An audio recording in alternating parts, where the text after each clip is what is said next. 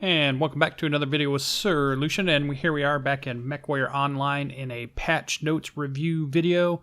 We're going to be talking about patch notes 1.4.69, which should be coming out on May 17th. I'm just going to go over some of the highlights. Hopefully in the background of this video, I'll be showing some just gameplay footage, hopefully of the new mech that's out, although I did not buy it. But let's jump in.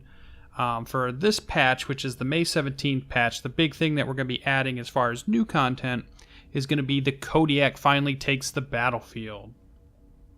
So it's one of the mechs they've been really kind of pushing. It's one of the first they call totem mechs. It looks pretty awesome. It's definitely a giant 100-ton assault mech. I think you're going to see a lot of these out there on the battlefield. It's a very cool, iconic mech, and there's quite a few things that I think people will like about it. So it's the Kodiak KDK-1S, which is pictured here. There's several other variants. If we look through the patch notes, it talks about the KDK-1, the KDK-2, the KDK-3, the SB, which is the Spirit Bearer, its actual hero, the 4 and the 5. So lots of variants for you to go ahead and choose from. In fact, that's 6 different variants, and a 7 if you count the KD1-S, which I think is the the special version of the KD1. You can see all the little quirks and things about it. You can see all the different variant differences, the little blurb they have here. I'll just go ahead and read you the little blurb from the Kodiak. So, sensing a shift in the balance of power among the clans following the Dragoon Compromise of 3000, Clan Ghostbear commissioned the Kodiak.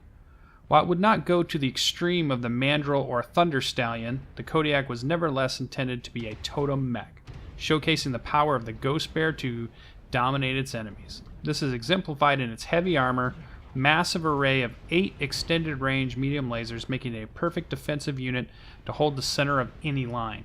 Its surprising ability to hit bursts of 64 kilometers an hour as an assault mech, which is awesome, while bringing to bear the massive power of an ultra class autocannon 20, that's going to hurt when it hits, allows the Kodiak to surprise opponents with powerful offensive attacks.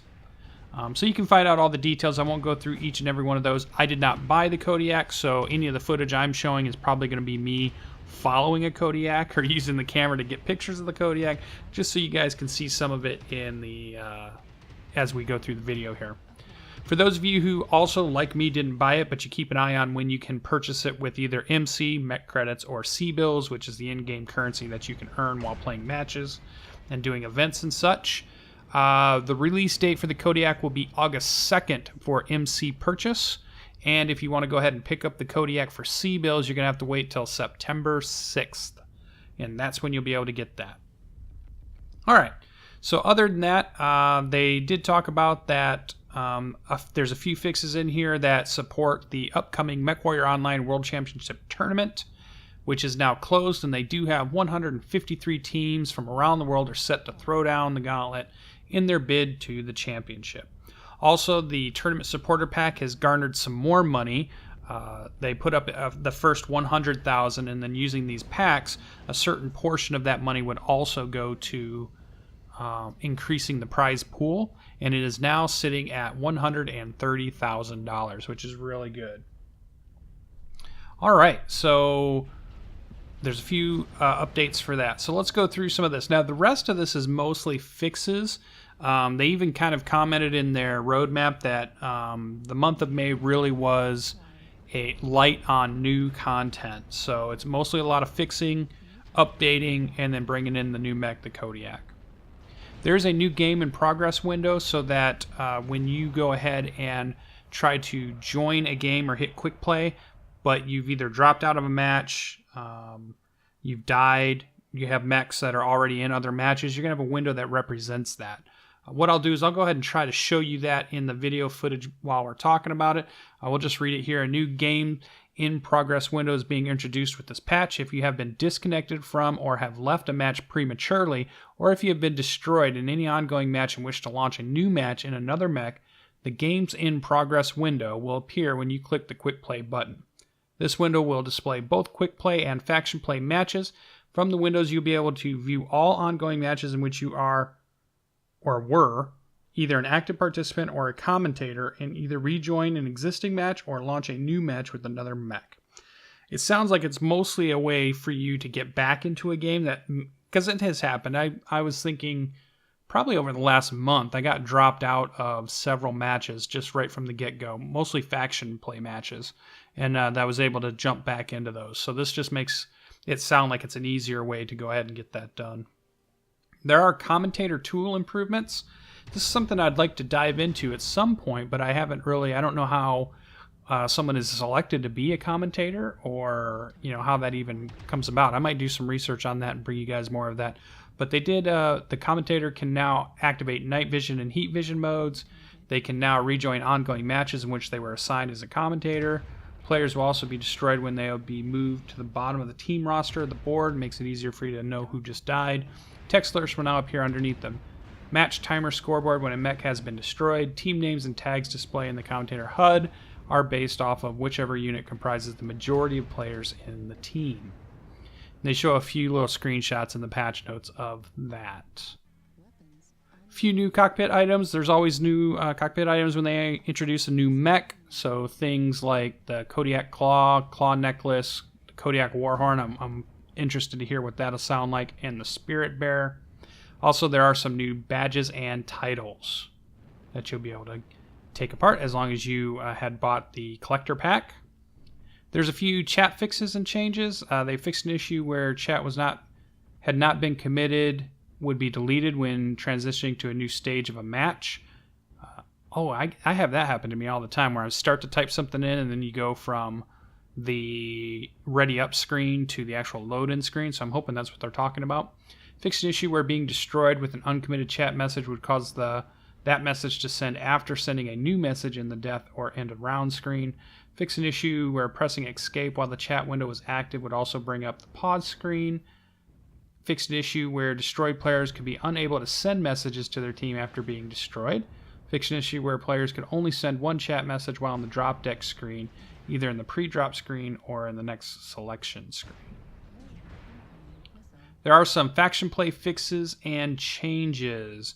Mostly this was, as I was looking at some of it, was fixes to ranking and titles, also interacting with some of the, I guess it would be your mercenary companies, coffers, loyalty, pop-ups, just kind of browsing through some of these. There wasn't a lot here to go over. Unit member management, rank management, planetary reinforcements, rank management, just a bunch of little fixes here and there to kind of tighten that gameplay up.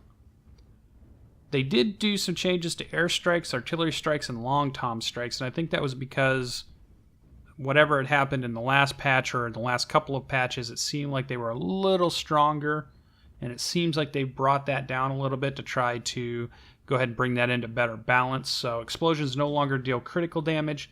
Long tom strike maximum amount of damage that can be dealt to single mech is now 1,650 damage, and that's basically 150 damage per component. Long tom strike blast radius is 300 meters. Artillery strike maximum amount of damage that can be dealt to a single mech is now 165 damage. Artillery strike shell radius is 30 meters.